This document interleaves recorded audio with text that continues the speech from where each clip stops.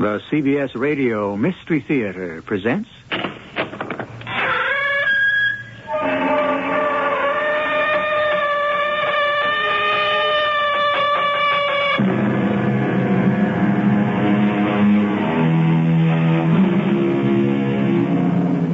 Come in. Welcome. I'm E.G. Marshall. I hope you don't have any objections to pets, because we have one. In fact, we have more than one. But it's not unusual for a cat lover to have several of the furry little darlings around the house. Of course, this is the home of the Mystery Theater, which means that our household pets are anything but ordinary. So if you're allergic to cats, you might not want to meet the heroine of our little tale. No pun intended. Her name is Kitty, and she's a very charming young lady, although some people have certain doubts about her. Last night, Professor, I found an altar in Kitty's bedroom. A what? An altar, like in a church. It had candles on it and an old statue.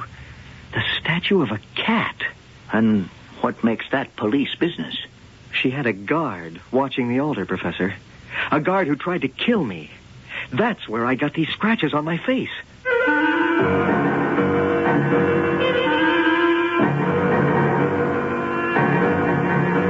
Our mystery drama, Kitty, was written especially for the Mystery Theater by Henry Slesar and stars Terry Keane. I'll be back shortly with Act One.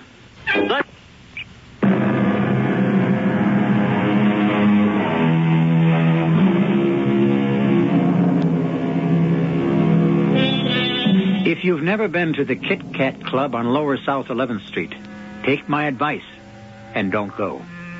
The clientele tends to be a little rough, and the neighborhood is sometimes dangerous, especially if you're 22, a dancer in the chorus line, and you've caught the eye of a hulking young man who decides to follow you.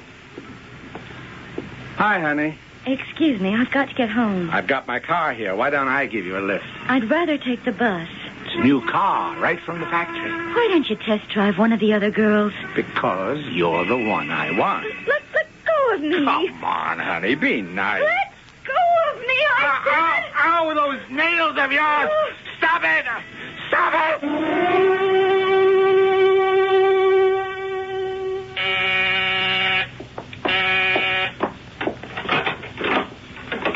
Miss Methuen? Yes? Miss Holly Methuen? No, my name is Catherine. Holly is my sister. My name is Lieutenant Dan Mackenzie. Oh, come in, please. Holly is asleep right now. She's had a bad experience, as you undoubtedly know. However, I don't believe she wishes to prefer charges against that man. You don't understand, Miss Methuen. The charges are being preferred against her. Oh, good Lord. How many cats do you have here, miss? 8, actually. Oh, I hope you're not allergic. Miss Methuen, your sister is being charged with assault. A man named Walter Mason claims she attacked him without provocation. Does he claim my sister was armed? In a sense, she was. With her fingernails. He wants her arrested because of a few scratches? We spoke to the physician who treated Mr. Mason. He says there's no hope of saving his right eye. Please, you wait here. Holly? Oh, Kitty, what am I going to do? Now, you listen to me. When they find out that I knew this man, that I'd been to his apartment... There is no reason to tell them that. Kitty, I don't want to go to jail. You are not going to be arrested, and that man is not going to hurt you. I'm going to take care of that. How? Just leave everything to me. Now, you go talk to the lieutenant. Lieutenant? Holly Methuen? Yes. I'm sorry to have kept you waiting. Well, that's okay. I had plenty of company. My sister is very fond of cats. Oh, then this is your sister's place? Yes, it is. I've only been here 2 months. I was studying dancing in New York. I came here because I couldn't find work back home. You had better luck here, obviously. I know it's not much of a job, that it's an awful place, but I had to do something. My sister couldn't support me. What does she do? She works as an assistant to Professor John Gilmore at the Museum of Natural History. He's a zoologist. A cat specialist by any chance? As it happens, he is. Excuse me. Hello? Yes, one moment. It's for you, Lieutenant. Oh, thank you. Hello? Danny, I'm at Walter Mason's apartment. I had a little trouble getting into the place. Why? Mason wouldn't open the door. I had to get the super to open it. And guess what? Come on, Sam, no guessing games. He's dead. Dead? Are you kidding me? He was scratched to death. Dan, this man here had his throat scratched wide open. Sit down, Lieutenant, Mackenzie, was it? As I told you, Professor, we're interested in your opinion of the species of cat which might possibly have made claw marks like these. Pretty gruesome, aren't they? Those are just photographs. The real thing was worse. The press is calling it the wildcat murder. But I'm not sure it is a wildcat. And I'm not sure it's murder. There are several small cats whose claw prints are indistinguishable from each other. But then you know it's a small cat? Oh, that's obvious from the distance between scratch lines. Could have been anything from an ocelot to a margay to a jaguarundi. But frankly, it's hard to imagine any of them roaming the streets. And what about just ordinary cats, Professor? I beg your pardon? Could just an ordinary house cat have done this? Perhaps if it became deranged? Well, it's unlikely, Lieutenant. I never heard of a homicidal house cat. But if one decided to kill, could it inflict this kind of damage? Yes, I suppose so.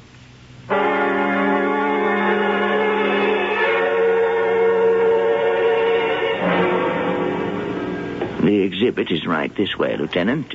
You might as well see it since you're here. By the way, Professor, when did you hire Miss Methuen as your assistant? Oh, about 3 months ago. Her credentials are very good. Her father was the archaeologist who found the sarcophagus. The what? Oh, it's right here, the star of our exhibit. Sarcophagus is a sort of ancient coffin. This one actually has a mummy inside. Pretty small, isn't it? Well, it's a cat. A cat mummy? Yes. It was unearthed at Tel Basta in Egypt 10 years ago by Albert Methuen, Kitty and Holly's father. Was it valuable? The only totally preserved cat mummy in existence. And very sacred. They took their cats seriously in those days. Maybe we ought to take them more seriously now.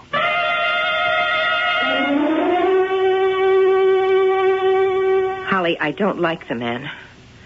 And I don't like why he's taking you out. Lieutenant Mackenzie is nothing but a trained police dog. But he's not on duty tonight. I think he is. He's still sniffing around to find out if you have any connection with Walter Mason's death. He knows I had nothing to do with it. I was right here when it happened. There he is. And I haven't finished dressing. Kitty, would you let him in? All right.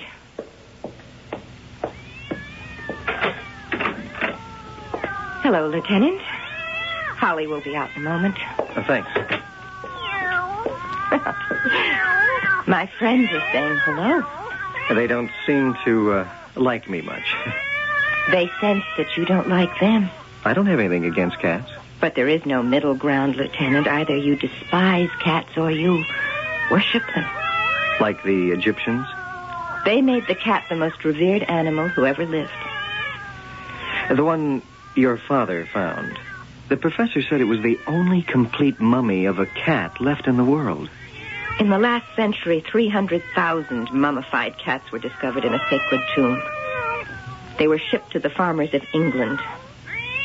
They used them as fertilizer. I'm ready to go.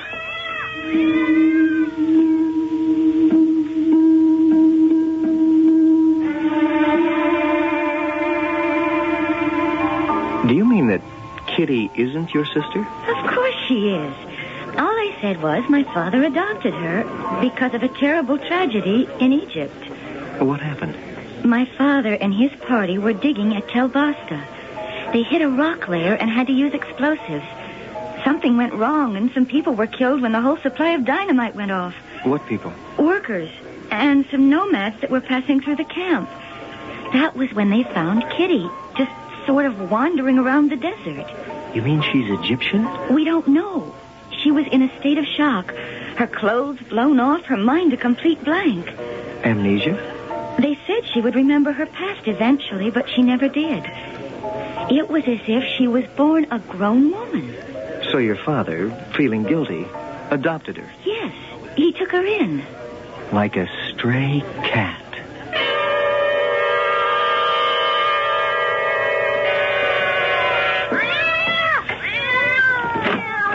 Miss Methuen. Yes? Is your sister home? Holly?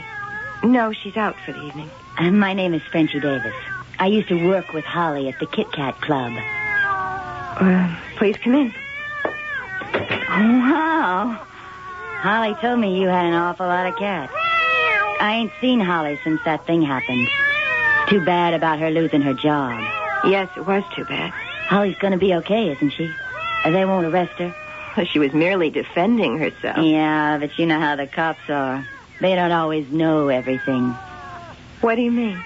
Well, I read where Holly never saw this man, Walter Mason, before. But that isn't true. Well, she may have seen him at the club, of course. What I meant was Holly dated this Mason guy. Or didn't you know that either? That seems very unimportant now.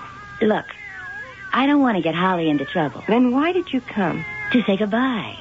I got this terrific job offer in New York. The Broadway Musical Theater. Ain't that terrific? Fabulous. All I need is a loan to get me there and set me up for a few weeks. While we're in rehearsal, you know. I see. How much of a loan? Oh, $2,000 would be enough. I realize Holly doesn't have much money, but I figured her family might help her out. Yes, I try to help Holly all I can. I'll need the money right away, Miss Methuen. And if you don't get it? I couldn't possibly go to New York. You take a shorter trip? To the police? That's a rotten thing to say. You were quite right. Holly has no money. As for myself, I haven't got a penny. I spend it all on cat food. So that's how you're going to be, huh? I come here like a friend, and you make fun of me. Oh, speaking of food, I wonder if you'd excuse me now. I have a large number of mouths to feed. Listen, I wasn't going to the police before. I didn't want to get Holly in trouble. Now I don't care no more. I'll give you one last chance. Good luck with your career, Miss Davis. In the Broadway Musical Theater.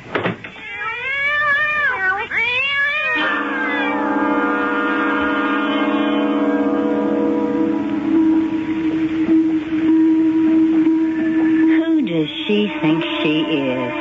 Now take care. What's that? Another cat. I've seen enough cats for one night. Another cat? Get out of the way. Go on. Shoot. Get out of here. What is this? I never saw so many cats in my... What's the matter with you? Ow! You touched me. No! They're attacking me. Help somebody. Help me. Help me.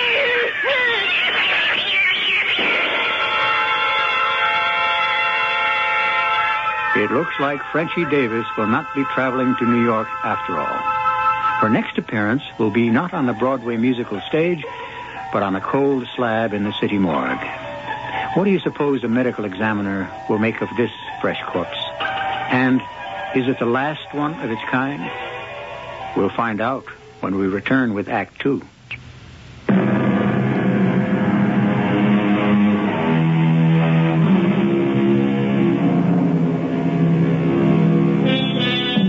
The strange death of Frenchie Davis has proved to be a bonanza for the city's papers. Their headline writers delighted with the possibilities, one of whom wrote, Kit Kat Club sex kitten clawed to death. But for the city police and for Lieutenant Dan McKenzie, the woman's death, so much like the slaying of Walter Manson, is a puzzle that defies a rational solution. Unless, of course, the answer isn't rational. I'm sorry, Lieutenant, that you have a problem. Have you read about this dancer's death, Professor Gilmore? Yes, I've read those hysterical newspaper stories. In fact, I've had offers to write one myself. About what? Killer cats, of course. They'd like me to say that some leopard, a tiger, is roaming the streets at night and sleeping in the park by day. But you know better, don't you? You know it wasn't a big cat that killed Frenchie Davis. No. These were definitely small cats. You used the plural. No, it's obvious. One cat could never have inflicted so many wounds and scratches on that poor woman. You think there may be a pack of wild cats? Lieutenant, I have no theory. Well, even when you realize that there's a connection between Holly Methuen and Frenchie Davis? Well, I don't know Holly. I only know her sister. And how well do you know her? Frankly, not well enough. But that's something I hope to change.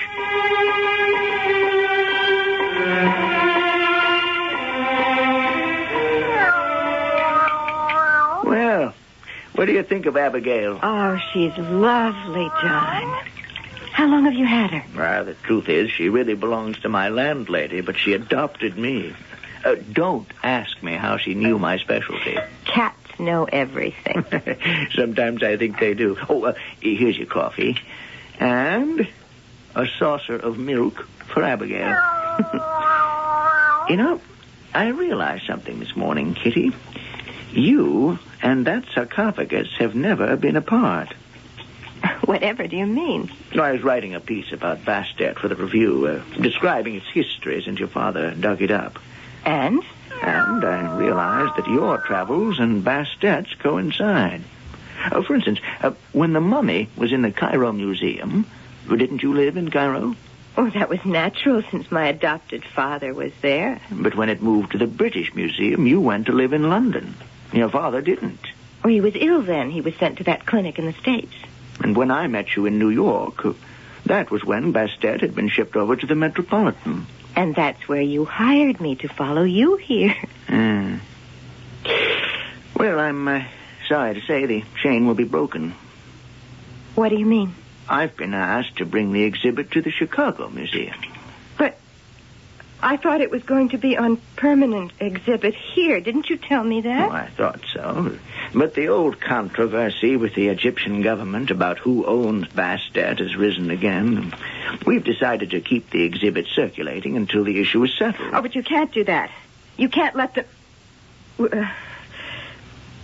would you excuse me a moment? I want to call my sister to see if she's all right. Oh, I thought she was out with that policeman. That's what worries me. I'll call from your bedroom.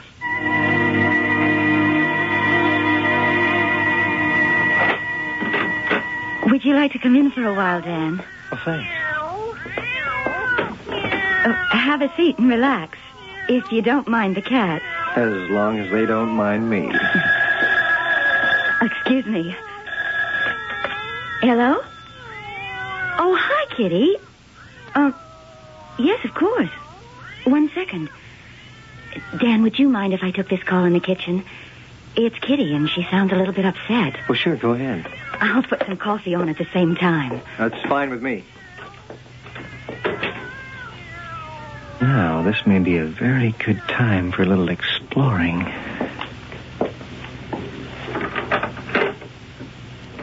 So this is Kitty's bedroom. Yeah, I thought so.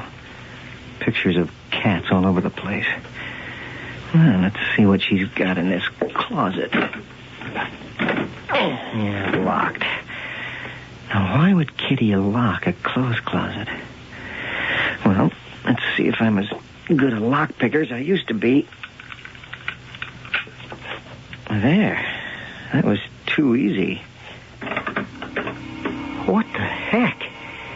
It's not a clothes closet at all. It's more like an altar. Candles and a statue. Hey, get off me! Crazy little... Stop it! Get away! I don't want to do this, but I will if I have to. Dan? What happened? I'm sorry, Holly, but this damn cat attacked me. You're bleeding. Yeah. Your face is all scratched. It wanted to kill me. That's why I had to do it. That's why I had to. He hit it with that chair. Oh, no. I'm sorry, Holly. I really am. I don't like to hurt animals. I was just trying to save myself. Hello? Holly, it's John Gilmore.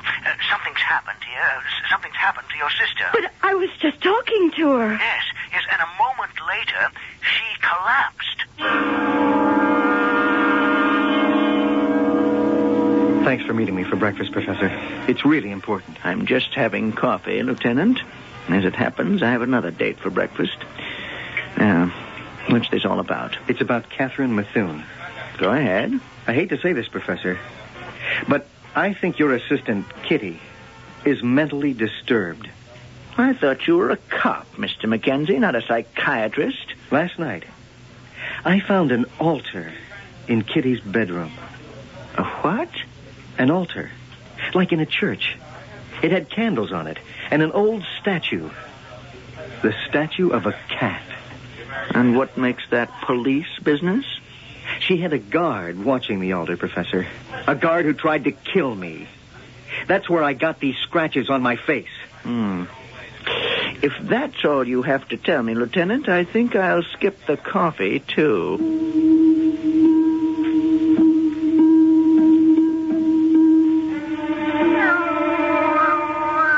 Don't worry, Abigail. I'll make your breakfast, too. But I can't stay very long. I have other mouths to feed. Kitty. Well, where have you been? I went to meet a detective. He did what? He claims there was another assault with intent to kill. He said the assault took place in your house by one of your pets. That's insane.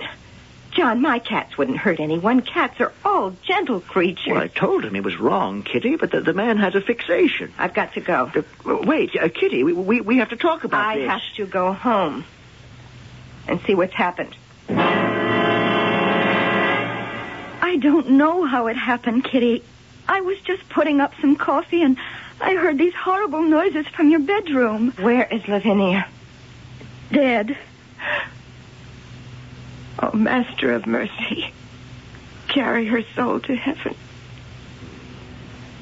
That policeman killed her, didn't he? Yes. And her body? Her body, Holly. Where is it? I was afraid. I called the ASPCA. They took her. In ancient Egypt, do you know what happened to someone who caused the death of a cat?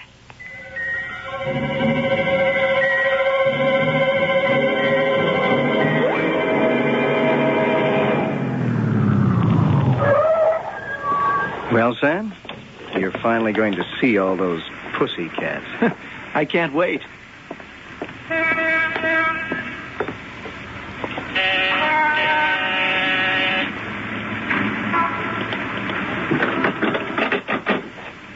Won't you come in, gentlemen? This is Lieutenant Sam Rodman, Miss Methuen. How do you do? I'm sorry Holly couldn't be here. She had an audition downtown. May I offer you anything? Miss Methuen, in case I didn't make myself clear, this is official business. My, how serious. To put it bluntly, I'm here to ask if you had any part in the slaying of Mr. Walter Mason or in the death of a woman called Francine Jelinek, who called herself Frenchie Davis. For heaven's sake, Lieutenant. I'm not suggesting that you committed these crimes personally, only that you were responsible for them. Responsible how?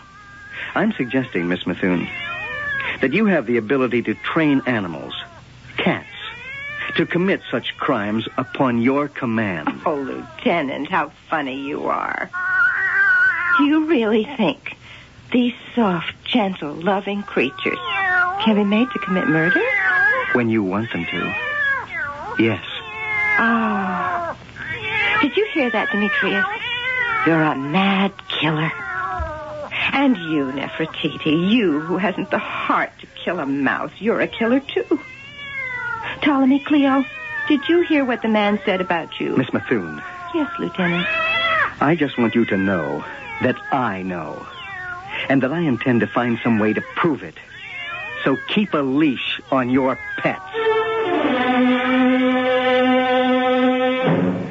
I don't know, Dan. It sounded a little bit reasonable when you told me, but seeing that woman and those cute little pussycats... They had their claws sheathed, Sam.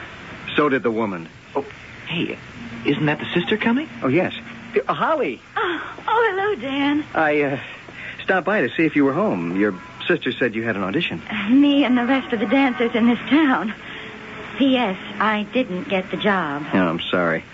Would it help if I bought you a drink? I'm off duty as of now. I would love a drink.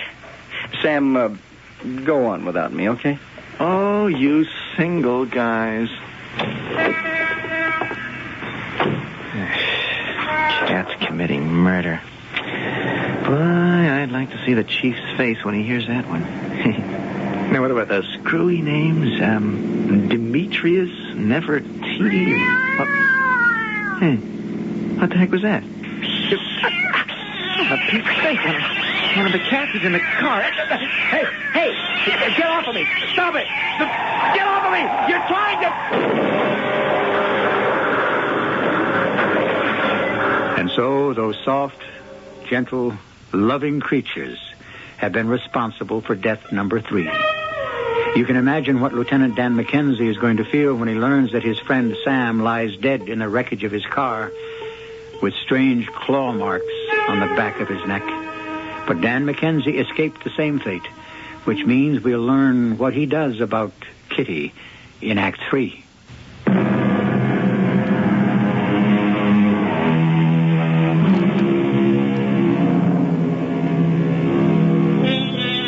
The body of Lieutenant Sam Rodman has been taken to the city morgue. The family of Sam Rodman has been informed of the tragedy.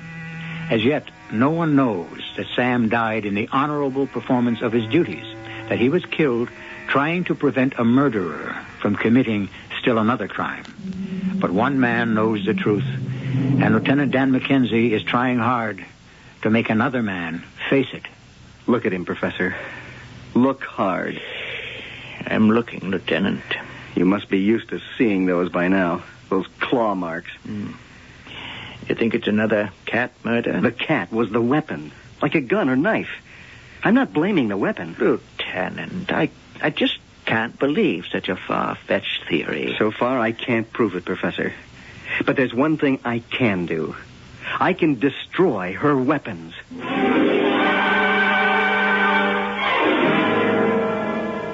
John, are you sure? He really intends to harm my cat? Well, I don't know what he's planning exactly, but he means to take some action, Kitty. Now, he really believes this. And what about you? What do you believe? Can't you answer me? There are things I don't understand. Things I didn't want to ask you, Kitty, not until I thought I had the right. And when would you have that right? When I knew I was in love with you. All right, John. You may see the altar.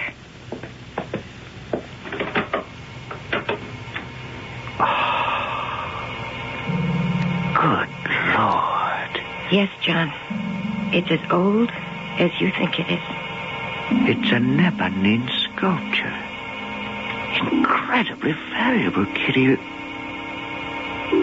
You don't really worship this thing. Does that convince you that I'm mad? No. The lieutenant thinks that explosion in the desert was responsible for my aberration. Because of your amnesia? There was no amnesia, John. What?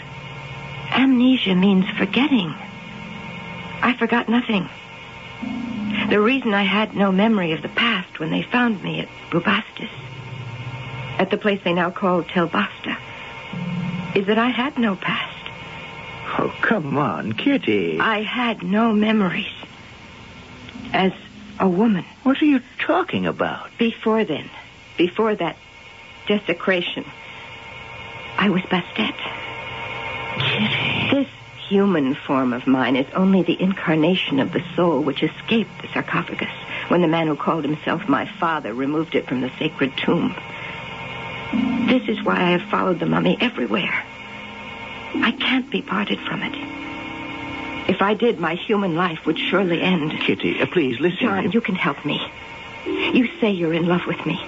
That means you want to help me, doesn't it? Yes, I will. We'll talk to somebody, someone who understands these You mean things. a doctor, of course. No, John. I know the cure for my disease. The prescription is simple. Help me to complete this endless search for my own soul. Give me Bastet. Give her to me. Give you the mummy? From the museum? Only the mummy, not the sarcophagus. The sarcophagus is stone. Bastet is life. Kitty, it isn't mine to give. No one would know.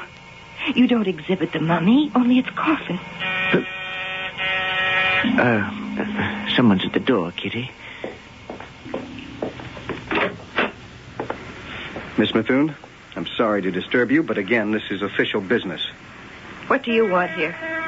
Who are these men? I have here a warrant from the Board of Health requiring the impounding of the animals you've been keeping here in violation of Code 17, Section 10. Well, what's this all about, John, Lieutenant? stop them. They're going to take away my cat. All right, boys. Round them up and be careful. Make sure those gloves are on. You cannot do this, John.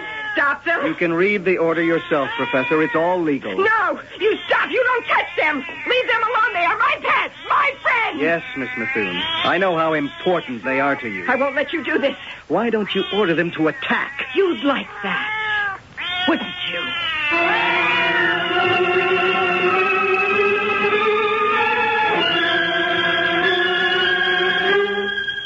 Oh, Kitty, I'm so sorry, but how could he have done such a thing?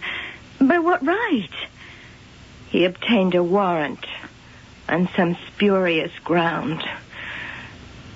I warned you about him, Holly. But I like him, Kitty. I really do. You will never see him again. Oh, please don't ask me to do that. You know I hate not to do what you ask me, but this is different. Is it? I have so little in this world, Kitty. Just him. Holly, Lieutenant Mackenzie doesn't care for you. You are just an element in his case against me. Nothing more. Now, look at me. No, I won't. You can't help yourself, Holly. Now, that's better. Close your eyes. That's right. And now, if you're very good, I'll let you see your police dog one more time. Tonight.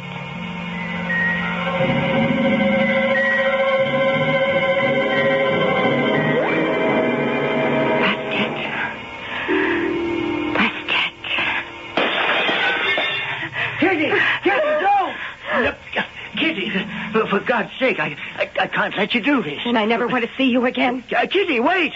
Kitty!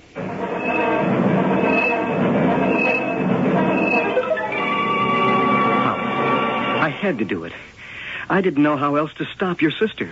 It's just not true, Dan. They're just cats. Ordinary cats. Maybe the cats are ordinary. Your sister isn't.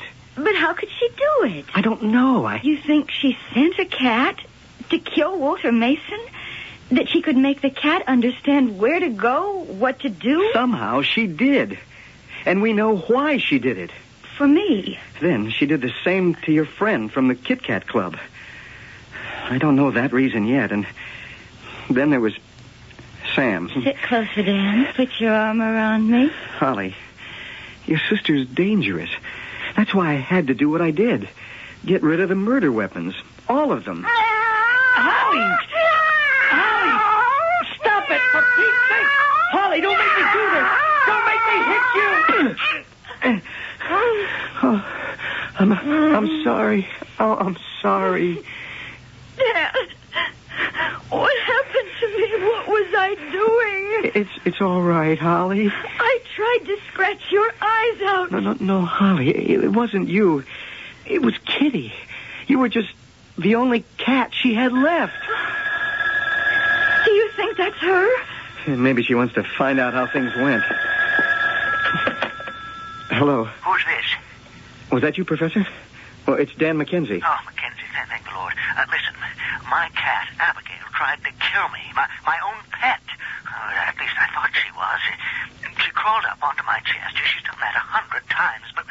But this time, Mackenzie, I'm almost ready to believe you. You can believe it, Professor.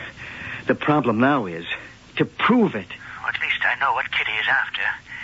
Lieutenant, she wants the mummy of the cat. She broke the exhibit case tonight, attempting to steal it. Maybe she thought I'd let her get away with it, but I didn't.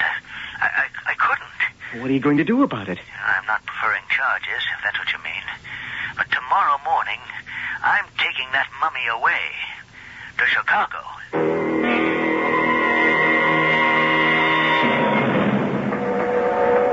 Waiter, a vodka martini, nice and dry. Coming right up. Here's your menu, sir. Oh, thank you. I love to eat on trains, don't you? Kitty. I'm sorry. I didn't mean to startle you. How did you know I was here? I just knew. Because cats know everything?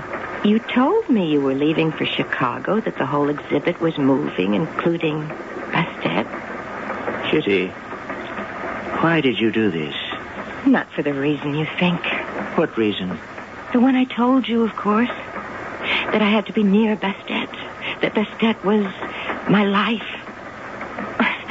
That was only poetic license, of course. I didn't mean it literally. Didn't you? But there is someone I have to be near. It isn't the dried-up mummy of a creature dead for thousands of years. It's you, John. I see.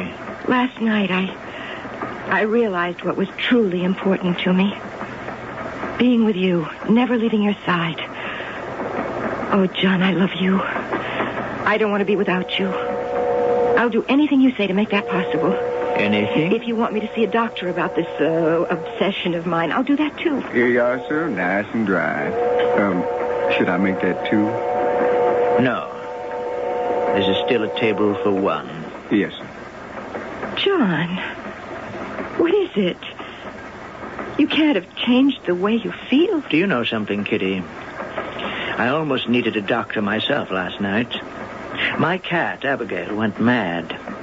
She tried to kill me. She walked on my chest up to my face and looked down at me with your eyes. Damn you. I hope I never see you again.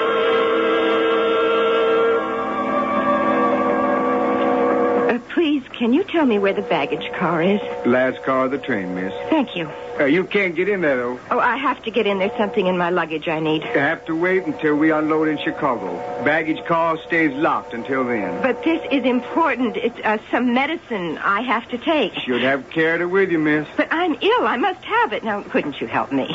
Well, if that's an emergency, I guess I could get her open for you. Follow me.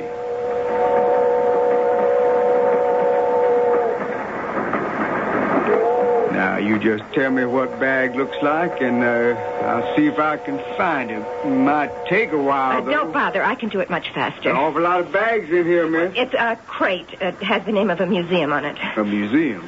I thought you said it was your luggage. I work for the museum, please. Let me alone and I'll find it. I can't do that, miss. Get out of my way. Hey, look out! You're knocking over those crates. I have to find it. Bastet, where are you? Miss, look out. There are animals in there. A dog. Miss, look out. Bastet, protect me. Miss, look out. No.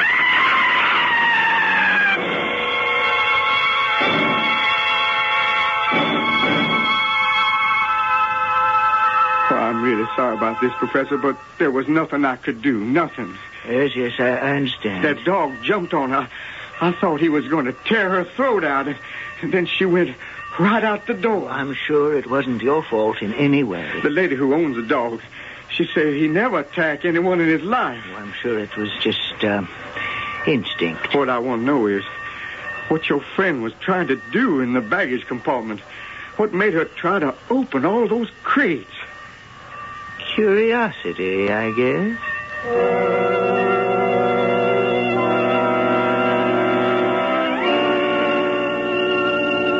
I'm really sorry about all this, Holly. Oh, it's horrible. It's just horrible. But at least it's over. Come on, I think you have to get out of this place. It'll do you good. Yes. I want to get out of this apartment. I can't bear to be here. Not with all these reminders of Kitty. Dan, I just can't believe she's dead. Yes. Only 8 more lives to go.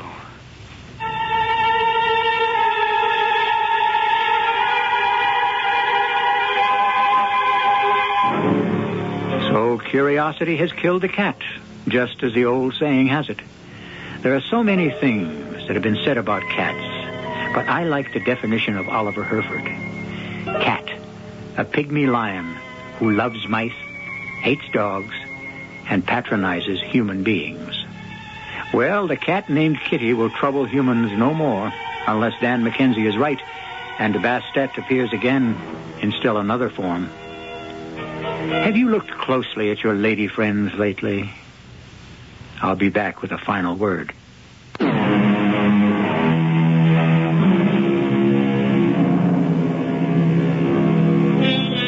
We hope you've enjoyed the story of Kitty Methuen and her ferocious felines, and that the cat lovers among you haven't been offended by the terrible deeds her little friends performed. It's all in the spirit of the Radio Mystery Theater, where even the house pets can become creatures of horror. But that's our house, and we invite you to return often. Our cast included Terry Keane, Catherine Byers, Russell Horton, and Bob Caliban. The entire production was under the direction of Hyman Brown. And now, a preview of our next tale. We have this handkerchief, Miss Merriweather. It isn't mine. It was found on the floor near his body. I tell you, it isn't mine. It has your initials on it, M.M. But it isn't mine. It's an expensive handkerchief. You're a lady who can afford expensive clothing and accessories. Lieutenant, it's... What can I say to you? It's circumstantial. It's hearsay, all of this. Rumor, innuendo. It's... Oh, please, I'm innocent. But the handkerchief is definite, material, physical. It's here. But it isn't mine. You can't prove it's mine. I see. Because it's an expensive handkerchief that has my initials on it. I have to prove that it isn't mine. But how could I do that? How could I possibly prove that I never bought that handkerchief? Or that no one ever gave it to me? Or... It isn't right. It isn't fair. This is E.G. Marshall inviting you to return to our Mystery Theater for another adventure in the macabre. Until next time, pleasant dreams.